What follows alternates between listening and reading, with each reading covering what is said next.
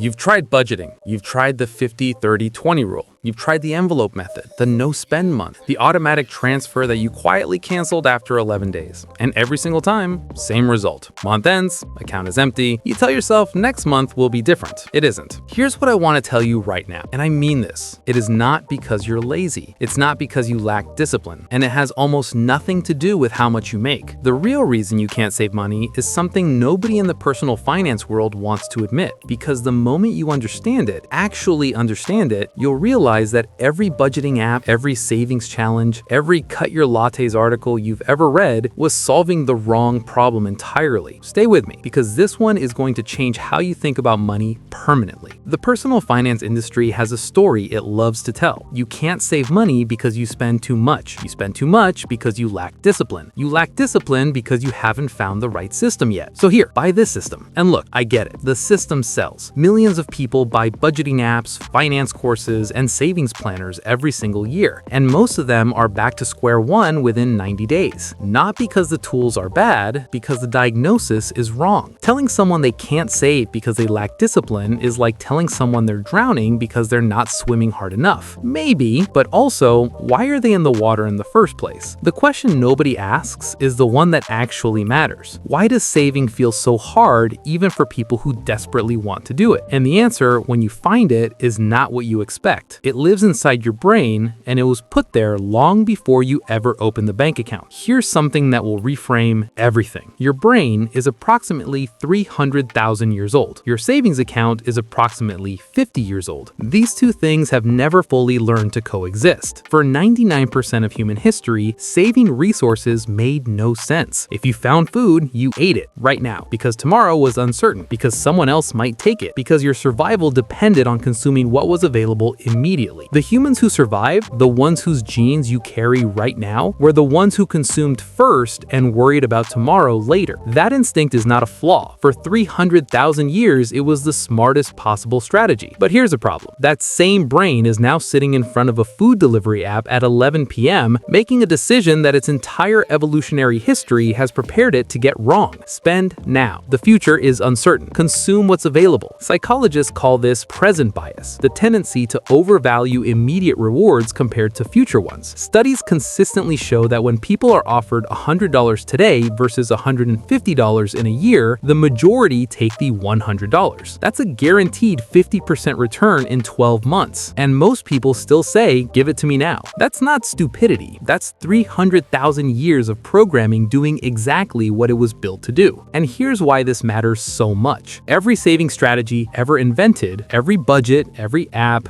every challenge requires you to fight this instinct every single day, multiple times a day. And willpower, unlike money, does not compound. It depletes. So if willpower doesn't work, what does? I'll show you. But first, there's another layer to this that's even darker. And it has nothing to do with your brain. It has to do with the world that was built around it. You already know that companies spend billions of dollars on marketing. But here's what most people don't think about. A massive portion of that money isn't spent trying to sell you one thing. It's spent studying and exploiting the exact psychological weaknesses we just talked about. Present bias, instant gratification, the inability to connect today's spending to tomorrow's consequences. Think about how your phone is designed. Every notification is timed. Every app is engineered for maximum engagement. Every limited time offer countdown is manufactured urgency, specifically designed to activate your present bias and override your rational thinking. One-click purchasing wasn't created just for convenience. It was created because every additional step between impulse and purchase gives your rational brain time to say, wait,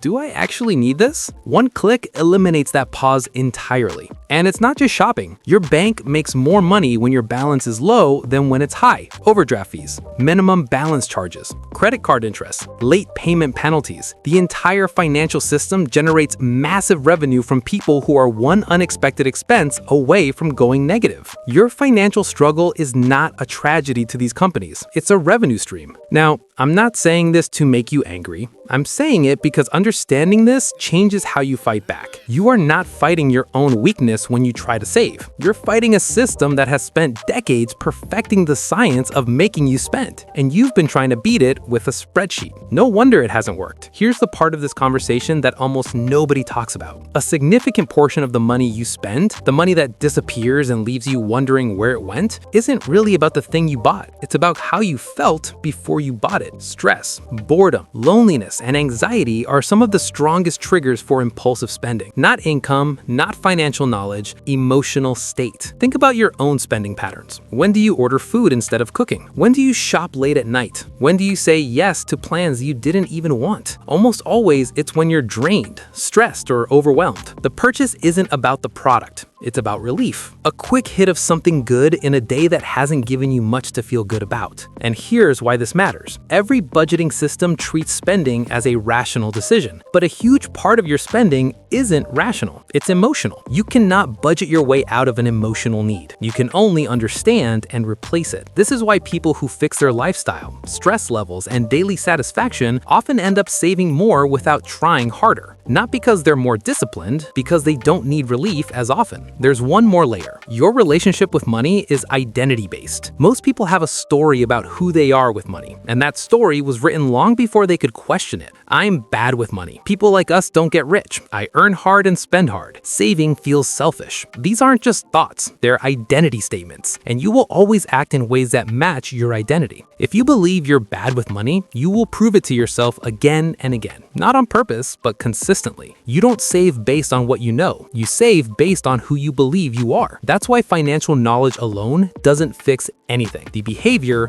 follows the identity. So what actually works? First, remove the decision entirely. The most effective saving strategy is automation. Set money to move into savings the moment your income arrives, before you can think about it, before you can spend it. Your brain can't see what it never sees. Second, make your future self real. Right now, your brain treats your future self like a stranger. That's why it's easy to spend today. Create a connection. Visualize your future. Name your savings. Make it personal. Turn that stranger into someone you care about. Third, find the leak. Don't just track spending. Understand it. When are you spending the most? What are you feeling in those moments? What need are you trying to meet? Fix the need, not just the expense. Fourth, change the identity. Start small. Save a tiny amount. Not for the money, but for the proof. Every small action tells your brain, I'm someone who saves. And over time, that becomes true. Fifth, add friction. Delete shopping apps. Remove saved cards. Unsubscribe from marketing emails. Make spending slightly harder, because even a few seconds of pause can stop an impulse. The reason you can't save money is not what you've been told. It's not laziness, it's not lack of discipline, it's not even about income. You're dealing with an ancient brain, a system designed to make you spend, emotional habits you were never taught to notice, and an identity you never chose. That's not a discipline problem, that's a design problem. And design problems have design solutions. Automate decisions, make your future real, fix emotional spending, change your identity, add friction. None of this requires willpower. It just requires understanding what's actually happening and building a system that works with you instead of against you. The goal was never to be perfect with money. The goal is to build a life where you don't have to be. If this explains something you felt but couldn't name, share it with someone who needs it. And if you want a step-by-step system to build your savings from scratch, that's next. See you there.